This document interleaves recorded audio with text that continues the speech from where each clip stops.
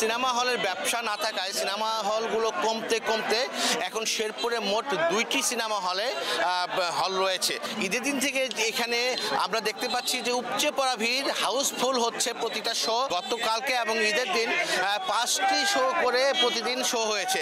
আজকে এ পর্যন্ত 4টি শো হয়ে গেছে। সিনেমা হলটিতে দর্শকরা যেন শান্তিপূর্ণভাবে আসলে সিনেমা উপভোগ করতে পারে তার জন্য কিন্তু আসলে পুলিশ মোতায়েন করা হয়েছে এই সিনেমা হলটিতে, যেন কোনো রকম অপ্রীতিকর ঘটনা না ঘটে।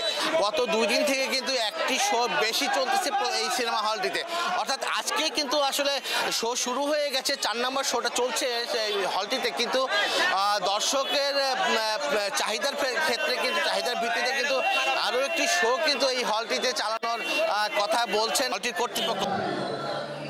সিনেমা হলগুলো যদি মানসম্পন্ন করা হয় তাহলে হয়তো সিনেমা হলমুখী মানুষ হবে আর কি। তো এই ছিল আমার কাছে সর্বশেষ তথ্য।